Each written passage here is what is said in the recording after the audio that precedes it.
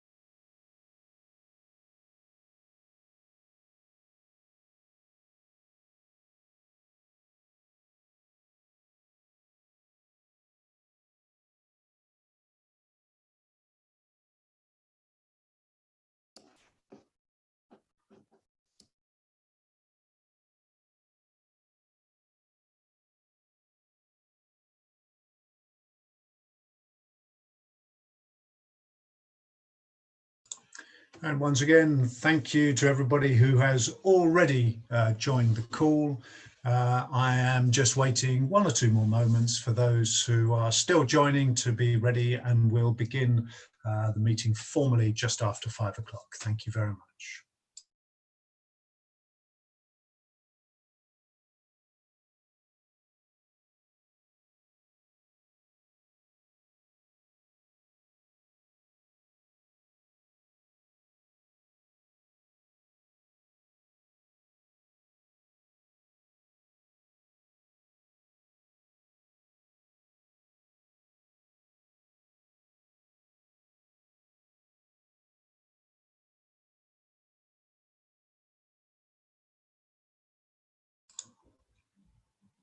Thank you very much indeed once again, and a warm welcome to this evening's dedicated Post-16 National Zoom. Delighted to be welcoming onto this evening's panel a variety of those who are immersed either in the world of teaching, lecturing and delivery in Post-16, as well as being trade union representatives, as well as members of the National Education Union staff, who will be able to contribute with expertise and insight as we work through the programme this evening. Just going to do a few straightforward introductory matters. First of all, my thanks to Monica. She's just posted in the chat. The call is being recorded. This does allow us, of course, to use your input and the commentary in video releases subsequently. So thank you very much for that. And also you'll have seen posted in the chat just a brief statement about behaviour. We may sometimes be talking about things that you feel very strongly about, and a simple reminder that we do please ask you all to behave with appropriate respect and courtesy towards everybody on the call. The call is also being streamed live through social media, so we know that there'll be some people who will be watching rather than necessarily having joined the Zoom environment. My thanks to Sam Riddle, who you should be able to see live on screen, who's providing British Sign Language interpretation for us. Everybody on the call is welcome to post things in the chat, particularly if you just want to add a simple comment or say hello to everyone. But please remember, if you're doing that, to change the little drop down at the top of your chat box to say all panelists and attendees. That's if you want everybody to see it. If you just send it to the panelists, it's only us on screen who will be getting that. I understand that some of you may be getting slightly intermittent signals with these introductory comments, but I hope the internet will settle down and we'll get good broadband throughout. Programme for this evening. I'm going to just take you through what we're planning to do. In a few moments, I'll introduce Kevin Courtney to you. You'll all know Kevin is one of our joint general secretaries. And Kevin will be giving you about 15 minutes of an update on sector issues specific to Post-16, but also issues that are general to NEU members across the country. After we've heard from Kevin, I'm going to open up for any Q&A at that point. So if you want to ask a question specifically to Kevin, then please be ready to post it early on in the Q&A function. Don't drop it in the chat because it will disappear off the screen in no time. Please put it in the Q&A function and we can use it from there. So 15 minutes from Kevin, then a slot for Q&A. After which it will be giving me great pleasure to introduce Jean and Duncan, and I'll say a little bit more about them when we get there. But Jean and Duncan are both national representatives of our Post-16 sector, both sit on the Post-16 National Council. So thank you to Jean and Duncan for joining us. You'll also see on the screen a couple of other members of staff. Many thanks to Norman, who is the, I'm going to try and get your title right, Norman, National Official for Bargaining, but with a specialism in the Post-16 FE sector. I hope I've got that right, Norman. You were nodding, sort of, but he'll correct me later. And we've also got Darren O'Grady, lead officer within the bargaining section, and they will very definitely be able to pick up some of your more technical questions later on. And as time allows, they may also be contributing in the second half. So thank you very much to everybody who's saying hello. I can see through the chat we've got people from all across the country, the last few coming in from Brighton and Hove, North London, Barnet and Southgate, Tameside, City and Islington, Sheffield, Wiltshire, Hackney. This is exactly, and Peter Simmons College, which I think is Wiltshire. Somebody will tell me if I've got that wrong. Thank you very much for joining us this evening. I'm going to hand over to Kevin for his commentary. And as I said earlier, please be ready to post questions in the Q&A function, which Kevin will be able to take immediately after he's spoken, or if necessary, we'll call, of course, on other members of the panel at that point. Good evening, Kevin. Thank you very much for your time. Thank you for joining us. Thank you very much, Robin. Now, I am having some difficulty getting this call, so I hope that's not a problem coming to you. So I hope you're receiving me okay. Yeah, great, fantastic. So this is our annual get-together of reps from our Post-16 sixth form college and FE colleges, and I wish I was with you in person somewhere, but it's really great to be meeting online. And the agenda for the two-day conference looks really solid to me. I hope it's gone well today. I thought I'd say something about the run-up to March 2020, so more than a year ago, just something about COVID since then, and then something about the union going forward, both in sixth form and in schools, on funding and on workload.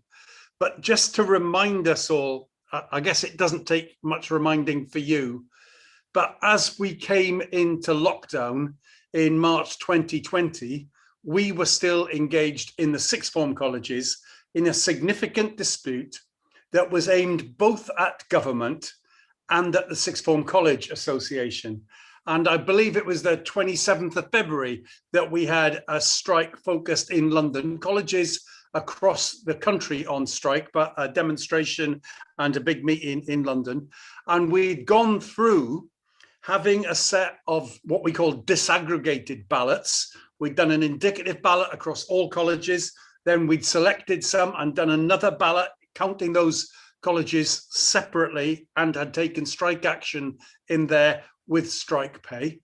We'd had a set of meetings with reps from the colleges, with Jean, with Duncan, with other reps, planning the detail of how we intended to go forward, not knowing that a lockdown was just about to arrive. And we had decided on balloting a group of, I think, 50 colleges in one go, which would allow us to escalate that dispute. So that dispute, as you know, aimed at the sixth form college. The component we were saying to the employer was that it is vital to maintain pay parity between teachers in sixth form colleges, and we say in FE as well, and teachers in schools. And for us to say to the Sixth Form College Association, that's what they have to say to government. They have to say that they want to make the pay the same. And then at government, an aim of looking at the funding question. And obviously that dispute was brought to an end by the fact of lockdown. We couldn't sensibly take the strike action during the lockdown. So the dispute came to an end. And whilst we did not get to pay parity in that year, the negotiations this year have led to pay parity in the sixth form college. And I can't read that as anything except the employer, the sixth form, or the collective employer, the Sixth Form College Association, knowing that we had the capacity and therefore looking to make that accommodation with us. So I think the fact that we got back to parity this year, we were pointing to the fact that our funding campaign had led to some more money going into sixth form colleges. And the fact that we've now got that pay parity is, I think, a real marker of success of that campaign that you were involved in last year. And obviously, we know that with the atomized situation that we have, the atomized situation that, quite frankly, this government is encouraging and seeking to make more and more atomization of education establishments. It's not the case that winning a national pay offer means that it happens in every college. And so we pursue those in a small minority of colleges which don't follow the recommendation from the Sixth Form College Association. But it is really important, it's really significant that we got to that place. And I think you know this, you'll know this better than I actually, that we have to, with the Sixth Form College Association, with the Association of Colleges, we have to do two things. We have to work with them in pressing the case on government, and sometimes we have to work. We have to challenge them over the way they are treating teachers or other staff in their schools, and we have to do both of those. So we want to maintain good relations. We want to maintain good bargaining relations so that we can work with them on the Raise the Rate campaign, on the Save Our Colleges campaign. We want to be able to do that, but we have to say, you do not solve the problems by reducing pay or conditions in sixth form colleges or in FE colleges. If you do that, you just let the government off the hook and you allow the government to make the cuts that they want to make more easily. So that's where we were running up to March 2020 and a bit raised over into what we're doing now, because the pay settlement has just arrived in sixth form colleges. And I want to say that I think the work this group has done, the sixth form college reps, our FE reps, has been enormous during COVID. We're saying that to all of our reps, but we know that the contribution you made in some cases to the politics of COVID, the fact that we were able to point at colleges that were running rota arrangements, running them very successfully. We never got the government to do it in the end, but it made the point that the thing that we were saying nationally was something that actually did work, that could work around around the way that COVID runs. So absolutely vital, the work that you did. And we know that it kept people safer and people will be alive because of the work that you did. Now, I want to just turn a little to what do we do next. And this is very much fingers crossed that the vaccination works, that we are in a place where there is a lot less restriction in September than there is now. It might not be that way, and we might be still contesting fundamentally over questions of safety in the new term. But we hope to be in a place where there is a bit less of that, and where we can start turning to other questions. And there's a variety of things that I think that we have to pick up together. There's the question of funding, where we think we have to come back to the question of sixth form and college funding very strongly, where we think that many colleges will be out of pocket, but not just that, where the catch-up funding, which should have been delivering quite a lot of money to colleges. There are quite a lot of students who need extra help, and the £15 billion that Kevin Collins asked for, which we should see as quite a small amount of money in the whole overall scheme of things, especially when you know that on a per person capita comparison, Joe Biden has promised 21 billion and the government in the Netherlands 18 billion. So Kevin Collins asking for 15 billion is not a lot of money. Not a lot of money when you compare it with the money they spent on test, track and trace, and not a lot of money when we're thinking through the implications for the young people potentially facing increased unemployment, etc. That 15 billion is not a lot of money, but the government has cut it back to 1/10, to 1.5 billion. So we intend there to be a campaign on the widest possible basis to try and secure more of that, or all of that 15 billion pounds for that can help in colleges as well as in schools.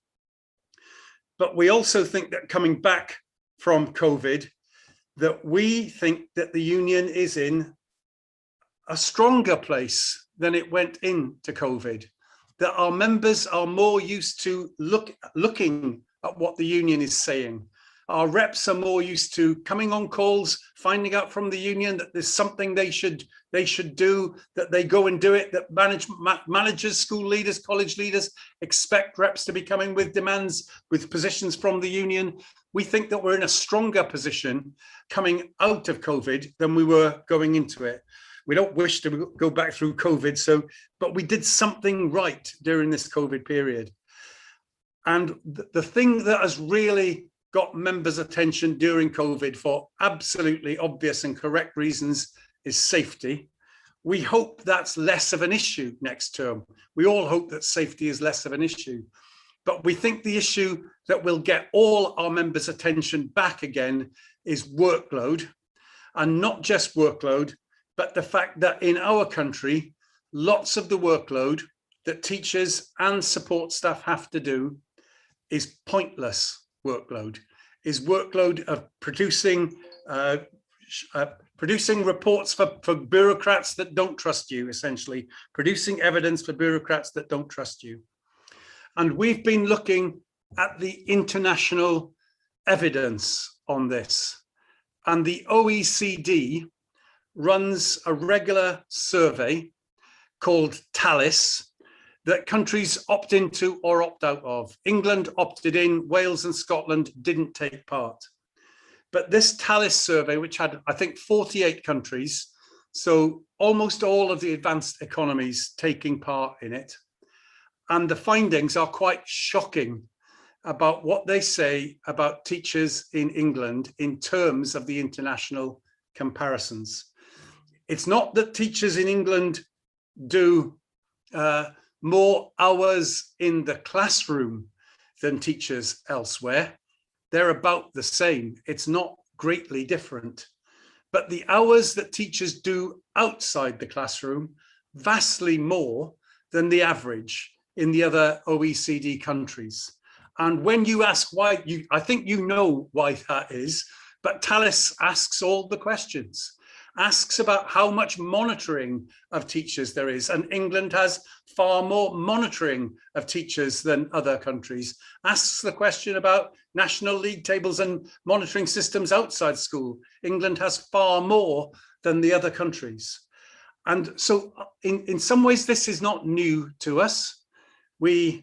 I think a lot of us knew this before, But Talis, on the most recent survey, we think it's dynamite. And we want to use those figures to reach employers, to reach politicians, to say, if you've got a concern about teacher recruitment and retention, and you should have, these figures will back up that concern, and they point the way out of it. But I guess more importantly than writing to employers and politicians is to involve our members in a discussion to say, actually, you know, when you want to mobilize people, you have to give them something to show there could be different. And this Talis thing shows it could be different because it's different practically everywhere else. And another motivator is to point to unfairness. And I think that pointing out that teachers in England are doing far more outside the classroom than teachers in other OECD countries, this is in schools and colleges, this really points to an unfairness there as well. And that's a mobilizer. So we want to work with you on how we can, at workplace level, build sets of demands in the way we did during COVID. So big national calls, Zoom calls, whatever, that put out a demand that we go to the media with, that we say, here's the union saying a big thing, then we break it down into small things, smaller asks that we ask reps to take forward. And we want to do that in a systematic way on all of the aspects of workload, but not just on workload, on every element of professionalism. So not only that working time should be controlled, not only that working time should be discussed, not only that unnecessary work, evidence generating work should be dropped, work arising from learning walks should be dropped, but also that teachers need a voice in pedagogy in their college. They need a voice in assessment. They need a voice in determining the CPD that happens at college level. And we are planning work on that directly to launch in September. We are sort of in a precursor phase of that with the directed time work at the moment, where that's a much smaller set of these asks, but we want to push these things. Now, I know that these things are coming up in colleges because I went to a picket line at City and Islington Sixth Form College fairly recently. And I know that one of the big issues there, and it's been solved partly in the solution to the strike, because the strike's off because members are happy with the solution. What part of it is cutting the amount of management monitoring of colleges, of teachers at the college. And we want to try and get this flavor. It's not that we are against accountability. It's that we insist on some trust.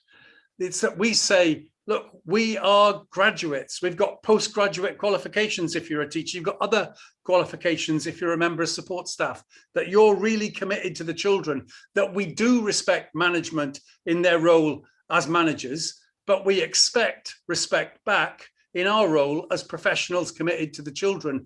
And you should not be treated at all times as though you're on a capability procedure or as though you're in the first year of teaching. We want to have proportionate accountability that can reduce the workload, and because you're reducing the unnecessary workload that doesn't help children learn, and exalt our professionalism. And we think that if we can find a way to do that nationally, in the way we did over COVID safety, all of us pushing on some of the same questions at the same time, that we can make further moves in the right direction. So that is what we're holding out to you as the sort of work that we should be doing. So congratulations to you on winning the pay rise that you won in sixth form colleges by the action. Congratulations to you on your work as reps with your members, keeping people safer than they would otherwise have been.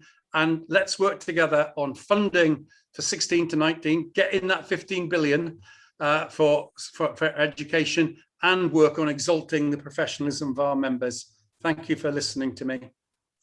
Thank you very much indeed, Kevin. And we've been collating a number of questions while you've been talking. And my grateful thanks to those who are working behind the scenes tonight. So Robert has been drawing the questions together. Thanks to Jacqueline on tech. We've got Lucy, Monica, Candy, all helping to make the call run as smooth as possible. And just before, Kevin, I come to you with a couple of the questions that have been posed. My apologies, Peter Simmons College is not in Wiltshire, it's in Hampshire, Winchester, and I do apologise for mislocating you, and a warm welcome to others who have since posted their locations: Rochdale, Hereford, Bexhill, Cambridge, Esher. It's fabulous to have so many people from all over the country attending the call. Fabulous, so many of you have been involved in today's and tomorrow's training for Post-16 reps, but of course this call is open to a much wider group of members as well.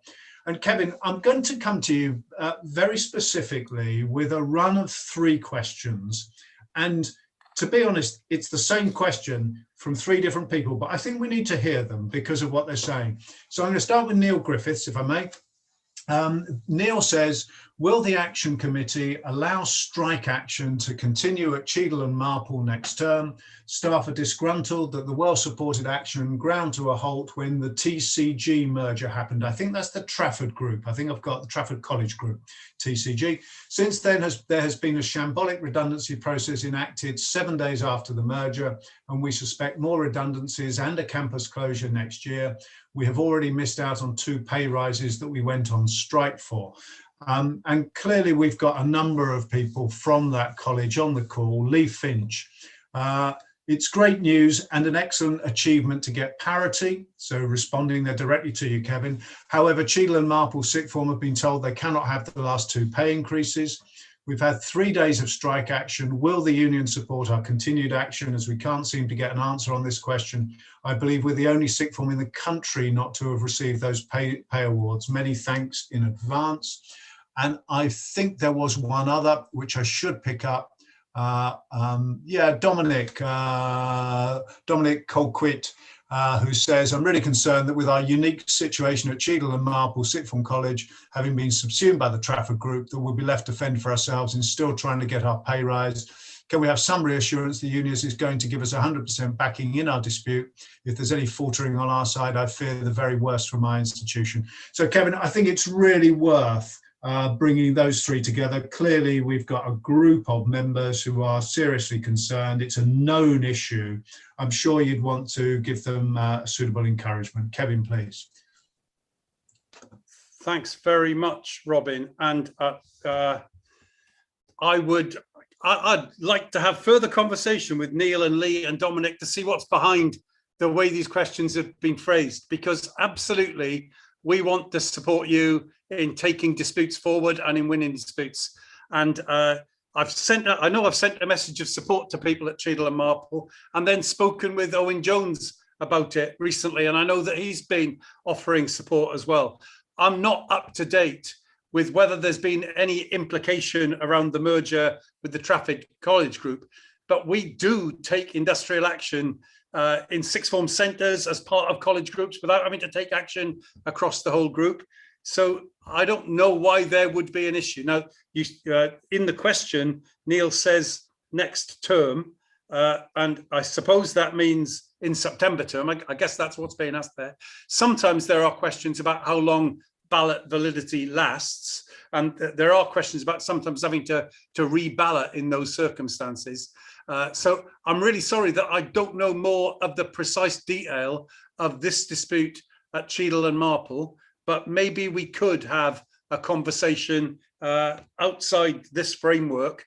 But I'd like to have a conversation with Neil or with others to talk about how this dispute goes forward.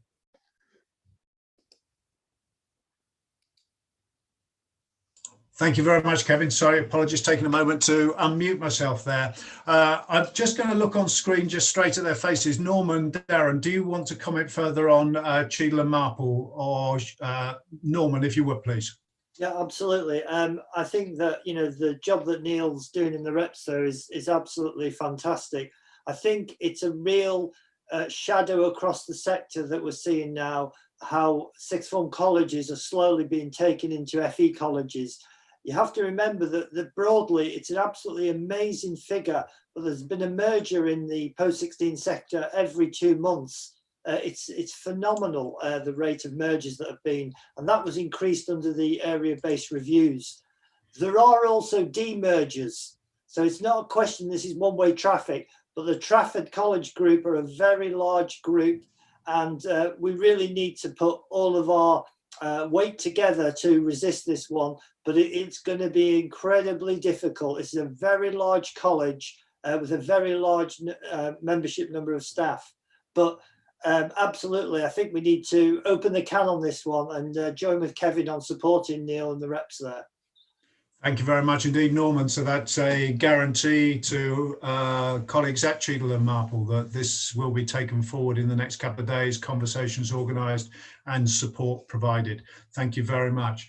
I'm going to pick up a couple of other questions specifically at this point. And as I'm doing so, I've noticed Nikki Evans, Nikki's on the call, and you've raised your hand as one of the participants. There's no facility, I'm afraid, Nikki, to contribute in that way by coming on to talk. But if you've got a question, I've seen Nikki's question. I've worked it out. Okay, so Nikki needs to take over from Sam Riddle on the interpretation. So that's being sorted. That's a technical matter. Okay, that's fabulous. So we'll see Nikki. There we go, Nikki. Thank you very much indeed. Good to see you. Thank you, Sam. Just a handover for our British Sign Language interpretation. Back to the questions.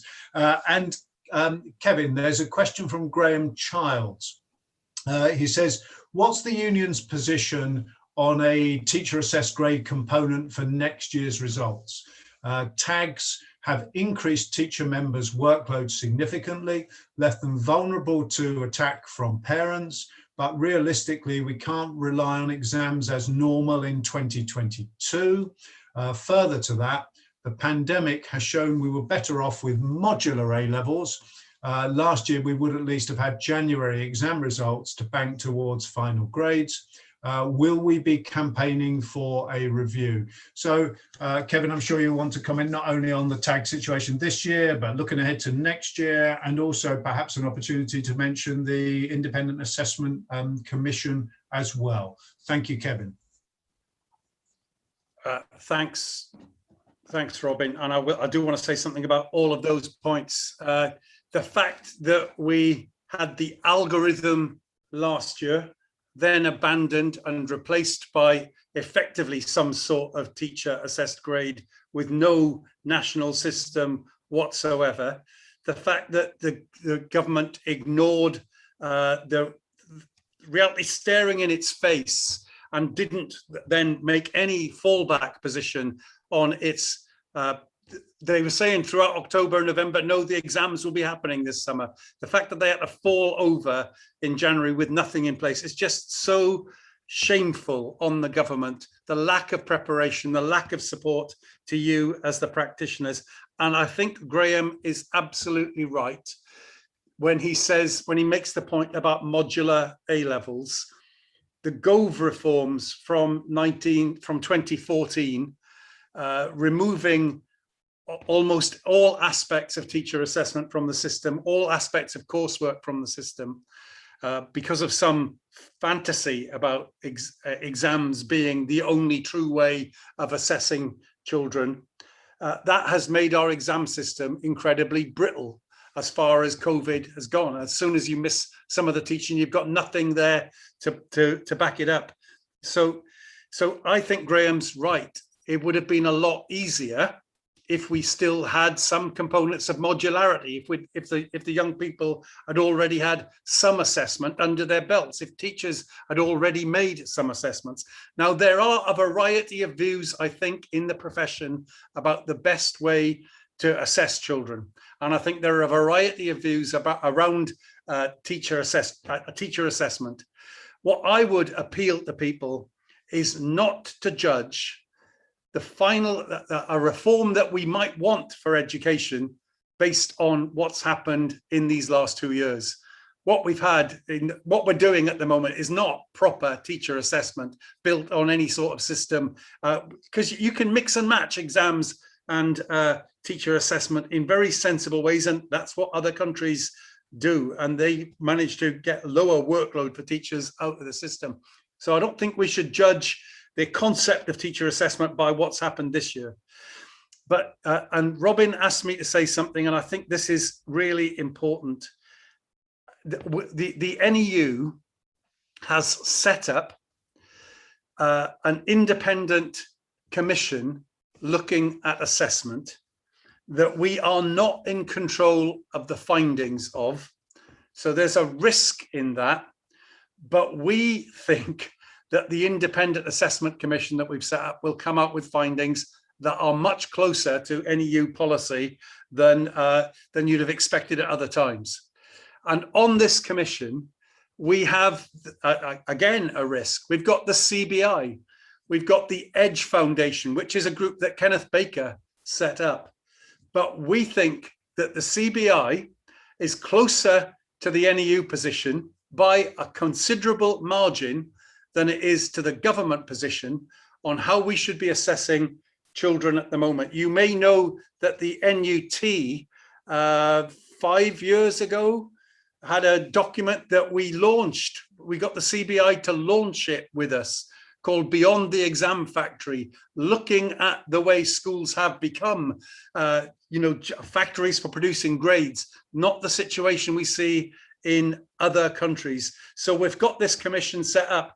Robin is actually on the commission, not as an NEU representative, but he's there to make sure that the NEU viewpoint is directly put into that. We're expecting an interim report from that group before the end of this term, Robin, and then a final report during the autumn term. And this commission, in this case, funded by the NEU, it will promote what it says, but independent of us. It comes at the same time as the Times has a commission into education. I mean, it's a weird world, but I think I should stop with this. The way I see this is that British capitalism needs different things from children than we necessarily. We think education's about widening the human personality. On the other hand, the world of work is certainly part of that. The significant industrialists say that we're turning out children without initiative, without teamwork, who don't know how to learn, who've just regurgitating facts. And I think they're a lot closer to our position than Michael Gove, and I'm citing him because he was the start of this problem from 2014, and Nick Gibb are. That's my home phone running. And so I think there's a real chance that we can insert something into the government side, and open up splits amongst them and try and move our agenda forward by putting those splits into place. Thank you very much, Kevin. And when I've been contributing to the Commission, one of the key parts of the criticism that I've been putting forward is the fact that almost all our current qualification systems are designed downwards from what I'll loosely call the needs of those who are already the most advantaged. If you think about the way that pretty much all our qualifications are designed, they start with what would the highest attainer want to or need to achieve in this subject in order to progress onwards to further study. And you end up in a situation where large groups of learners, particularly in a post-16 environment, are on courses where it's really challenging for them to engage with the depth and breadth that's required precisely for that reason. We haven't got a good level of design right up front. We've got a range of other questions. I'm going to put forward one more question, and then I'm going to ask a couple more of our panelists to speak. Just before I do, just picking up a couple of observations from the chat. Thank you very much to whoever posted the message of encouragement from City and Islington. That is appreciated, and will, I hope, encourage colleagues at Cheadle and Marple. And also a very helpful comment about absolutely right, that assessment reform and curriculum reform have to go hand in hand. Absolutely, and thank you for that particular additional observation. So I'm just going to throw one more question out, and Kevin, it's to some extent a challenge back to what you said about pay parity. This is a question from Christopher Odoms, who says most FE colleges have had a maximum pay rise of 1% per year, if that, and many colleges do not pay the pay rises at all. He's kind of saying pay parity for FE is even further adrift. And I don't know, Kevin, if you want to come back in on that and just kind of paint a picture of where we've got to this year, what's new, what's better, which was where you started in your opening remarks. Thank you. Thanks, Robin. Christopher's absolutely right, and he's drawing the distinction between FE and sixth form college. And I see other questions in the chat about, the threat to the sixth form college sector of being incorporated and just getting into the FE sector. And the problem in FE, is long-term, going back to incorporation and atomization that has not successfully been resisted. And we're the minor union in FE, but we work in a cooperative way with UCU to try and solve these problems. So I think it's really important that we do try and keep pay parity on the agenda in sixth form colleges. That can only help in FE colleges, but the problem in FE colleges is much deeper. And so it is something that there's been nothing like national negotiations in FE colleges for some time, unlike the situation at the Sixth Form College Association. And it's important that we try and maintain that notion of national negotiation in the Sixth Form College Centre. Obviously, in the Sixth Form colleges, with a majority union, we have that national bargaining. We've got the culture that allows us to try and keep it. It's vital that we try and defend sixth form colleges as much as we can in the circumstances. And that's why I think we should be working with the SFCA and others on defend our colleges. It's why I'm talking about the need to press on the money, the 15 billion as well. But we have to recognize there's a difference in our capacity in sixth form colleges and FE, and we've got to try and work out the lessons we can take into FE from the sixth form colleges. But we're going to have to do that jointly with UCU in the FE sector. Thank you very much indeed, Kevin. And as we move into the second component of this particular Zoom call this evening, I'm going to hand over straight to Duncan, and Duncan may well pick up some of the threads of those last questions as well. Duncan is Vice Chair of our Post-16 National Council, and Duncan, you may wish to say more about the context in which you work, but over to you for your commentary and input, please. Thank you. Hi, thanks. I particularly welcome Kevin's introduction that sort of reminded us of how we are where we are now as a result of a 2-year campaign to win the pay parity. And it's very important for us to kind of emphasize that was won through action and as a lesson for the future. But I kind of wanted to emphasize some of the points about pay, about funding, and really about the stakes of the situation we're in. Because if you think objectively, for all of us in sixth forms and in FE colleges and in schools, what has the government done recently to us? They've said, oh, thanks for the work during the COVID crisis. Thanks so much for that, for all the hard work that you've done. By the way, there's going to be no real pay rise this year. And by the way, we're slapping you a teacher assessment process that's by many reports, the worst workload crisis that teachers can ever remember. So the stakes are very high. And I think the whole question about the 15 billion pounds or the 1.5 billion pounds is going to be something that goes on and on, because there's no doubt that the Tory agenda for recovery from COVID, as it applies in education and generally, is one of austerity.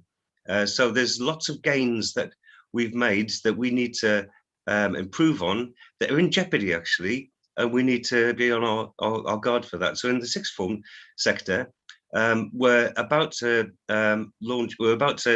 negotiate next year's pay, which hopefully will not see us go backwards again. That's very important. But I think we need to kind of emphasise the ongoing question of funding in the colleges, and in particular in the general FE colleges as well. And there's kind of two strands to this, and I know the unions recognised it, and Kevin spoken very powerfully about it in the past, is that we have that strand of wanting to work with the employers to increase the funding, which is nowhere near enough. It's still way, way back down on what it was prior to the advent of the coalition government. But we also have to emphasise that there is money in the system that can be, that's the gift of the employers to spend as they see sensible. I was looking today at some figures for the principals' pay.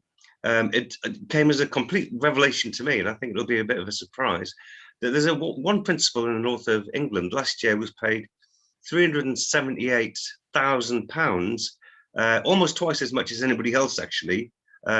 He's not going to remain nameless. He's the principal of Hull College. It's buried away there in the DFE figures. And that is a scandal. And he's not alone. There are many other principals that are up there listed. The principals of all the main general FE colleges are up there with astronomical pay awards for themselves. And I think we have to keep on about that. We also have to keep on about, well, how is it that we managed to get pay parity in the sixth form sector, but so far adrift in FE? And it has to do partly with the way that in which we've historically organised. It also has to do with an active choice by principals that they will spend their money on flash buildings, but not on people. And we have to start to turn that around. And I think an argument for all of us is a question about how we organise in our workplaces, how we improve our density in the FE colleges, but also for everybody in every college, sixth form college and FE colleges as well, is to keep coming to the argument that it's a scandal, not only that we have the misappropriation of money like that, but how is it acceptable that we have a publicly funded important sector like the FE sector where there isn't national pay negotiations, where it is a wild west? How is that acceptable is a development forward? And I think that's a really important argument for everyone in the NEU, not just those in general FE colleges. And I've been looking at the chat, I've been involved in the calls today, and I know that many of our members in FE colleges feel a little bit exasperated that they are so far adrift. But I think our message to them has to be that we're starting here, we're fighting back here, we're going to be fighting in individual colleges to be as strong as possible in alliance with the UCU, but we're fighting as a whole union to emphasise the plight of FE colleges and what it means for teachers and lecturers there, and to say that it is not acceptable and we want to fight our way back. Thank you very much indeed, Duncan. And much of what you've just said has, I think, sent a strong message of encouragement and support to a number of those who have posed questions during this evening. Some of those we've been able to read out. We've not been able to read out all the questions. But at this stage, I'm going to hand over to Jean next. Jean is the chair of the National Post-16 Council for the NEU and an executive member as well. And Jean's going to follow on from Duncan. And then we'll pick up some more questions. Thank you.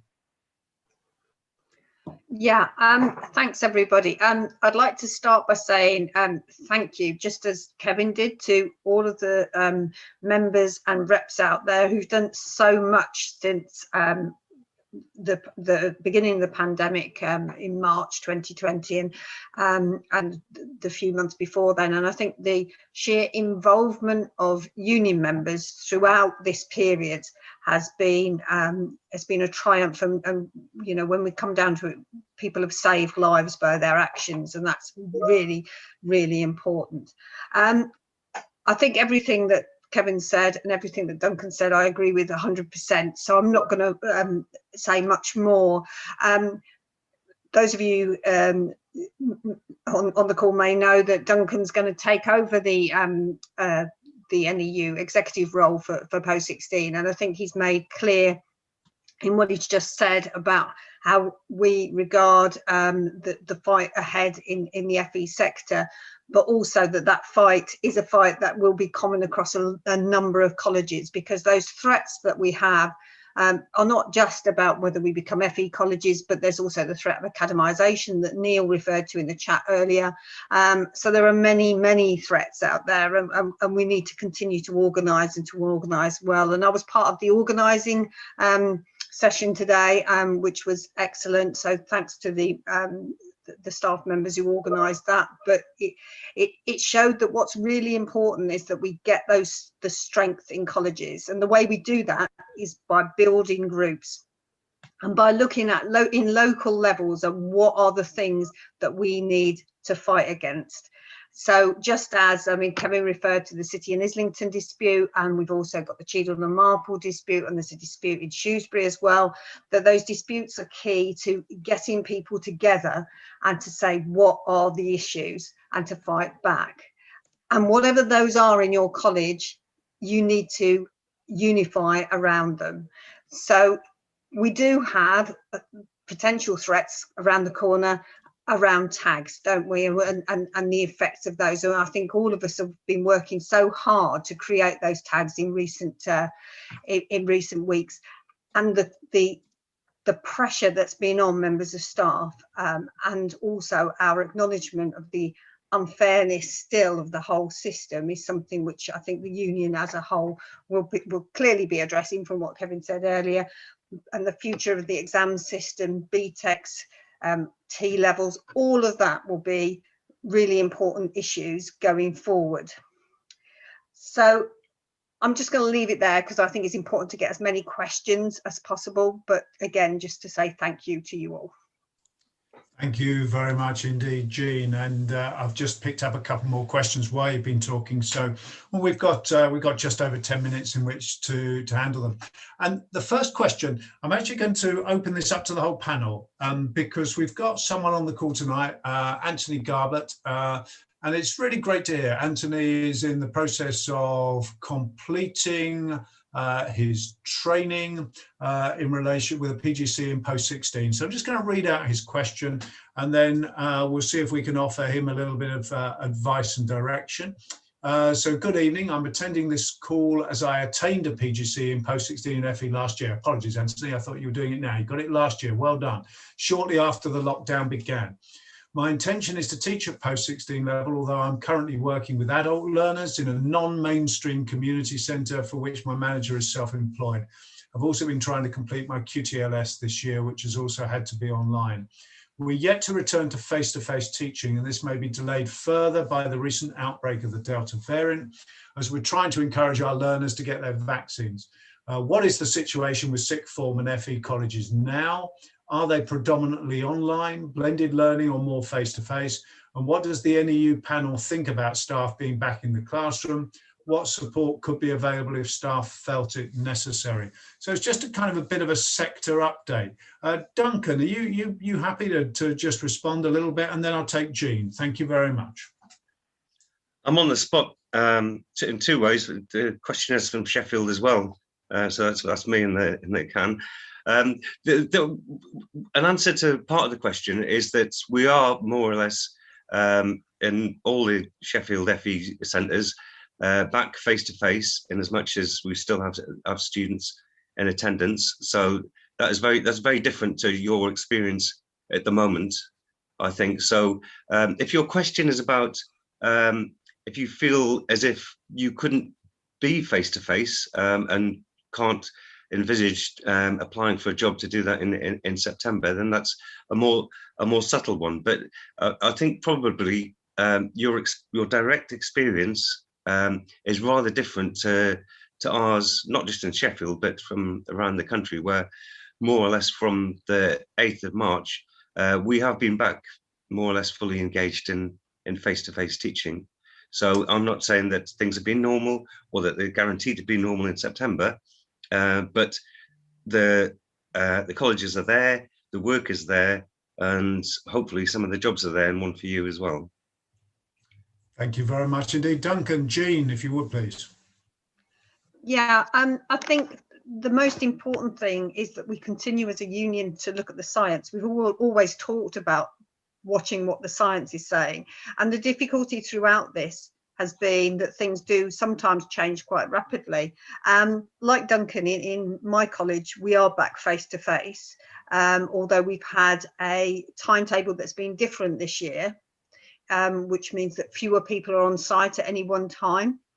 And next year we're having a similar situation with a timetable which is in larger blocks of time, which therefore means that people will be on site for less time. There'll be less possibility of mixing of groups, etc. So it is the kind of tentative steps that colleges are making. But the problem is, I think that individual colleges are making individual decisions which may not be consistent. In my college, for example, tomorrow, Wednesday and Thursday, we have pre-enrollment events, as we call them, when 16-year-olds are coming in, and we have a huge area that they're coming in from. And we have raised the concern because of the rise of the Delta variant, and because a lot of colleges across the country are deciding to do those events virtually, because clearly these are students who haven't mixed with each other, who don't normally mix with each other, who will be in events. So there we've had some toing and froing, and we've been backed, and Kevin and Duncan talking about, you know, working with UCU.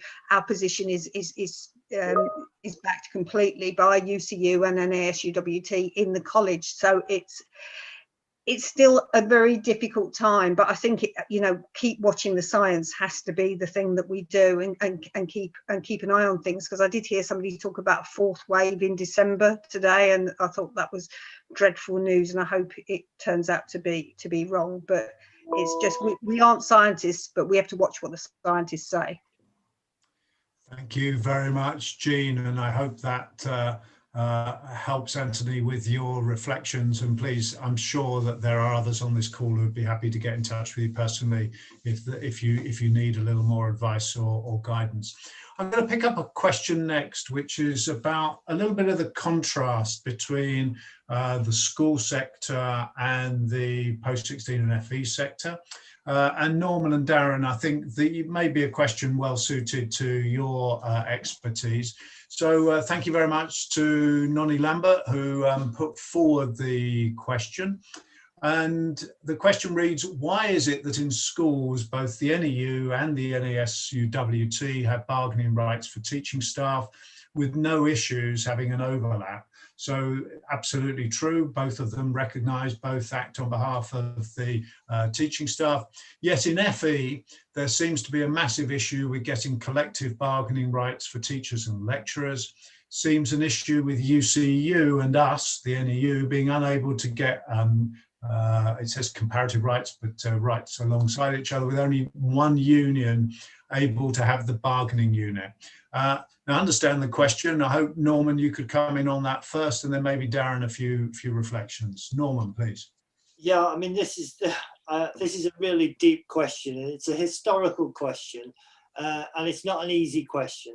But basically, the answer is that you've got established unions in schools. That's historical. You'll be able to find different lines of inquiry there, let's say. But in FE, in 1992, with incorporation and the tearing up of the national contract, there was actually a process of recognition for new unions. And post-92, ACM, the Association of Colleges, Association of College Managers, and ATL, Association of Teachers and Lecturers, vied for recognition in the sector, and they got it.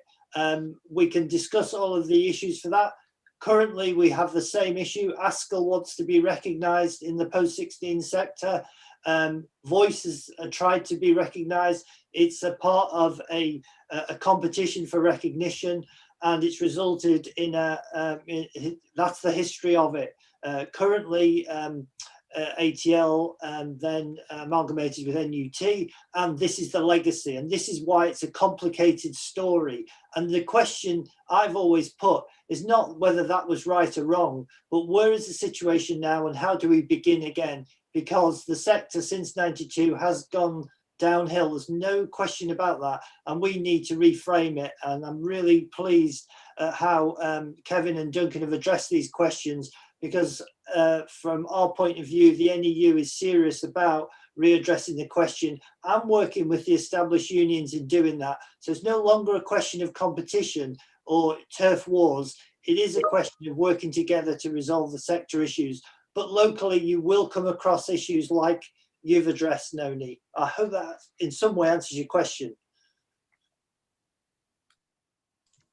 Darren, did you want to underline, reinforce, or add to anything that Norman has said? Thank you.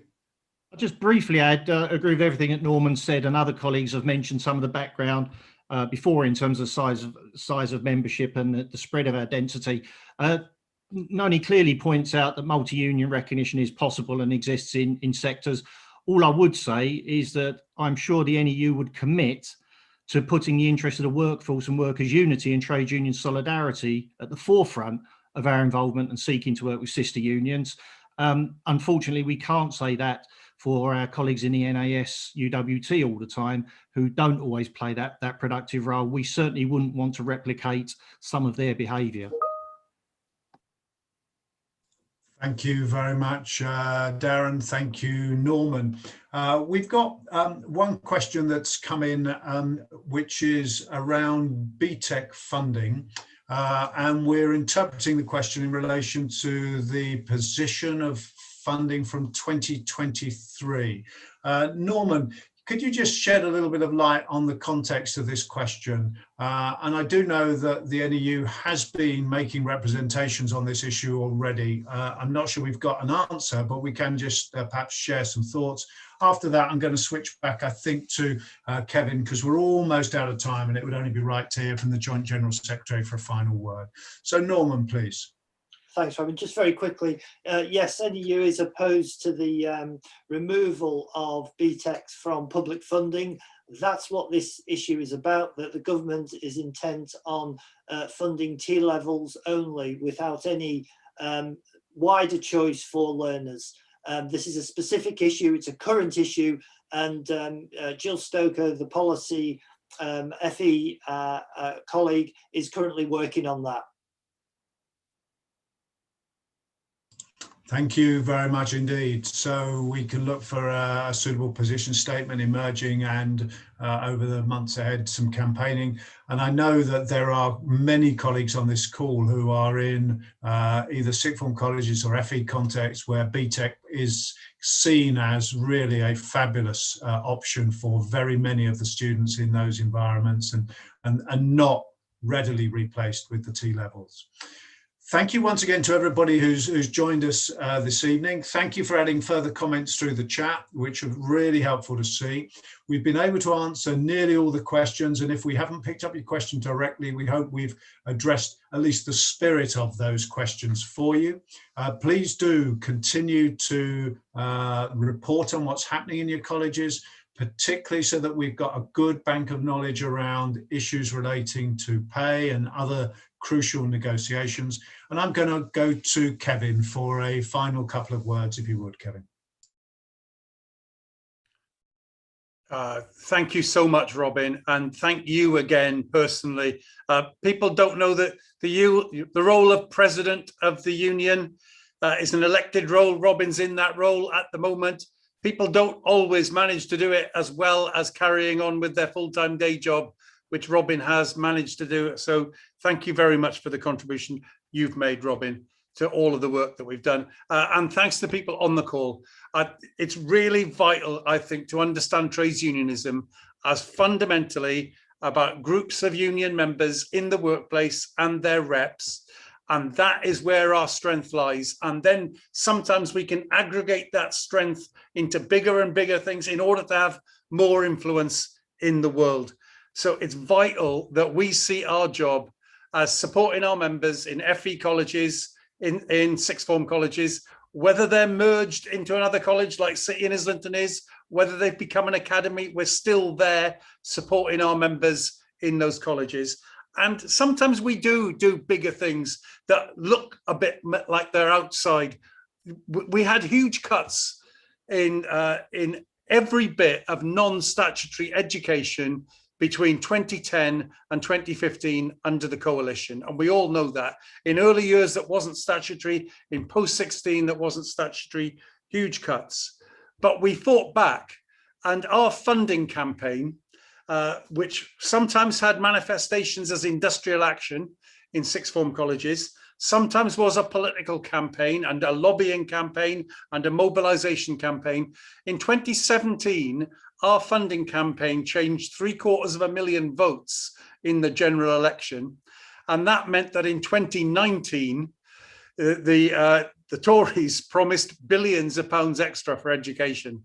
And we forced that out of them. And there is, so that little, you only ever get these things by fighting for them, by campaigning for them. And that's what we'll carry on doing. We'll be fighting for parity in sixth forms, for parity on pay in sixth form colleges and in FE. We'll be fighting for that funding, and it requires all of us to do it together. Thank you very much for being on the call and being part of that fight back for our education system. Thank you very much, Kevin. Yeah, valuable, important reminder that whilst we're surrounded by many challenges and some situations where we might lose heart, coming together, responding strongly, collectively, and realizing that we have the support of the union is of huge value. Thank you very much to Jean and to Duncan from your Post-16 National Council. Thank you to staff members, Norman, Darren on the screen. Thank you to our BSL interpreters and to all of those who have been behind the scenes making this call run so smoothly. Thank you all very much indeed, and have a very good evening.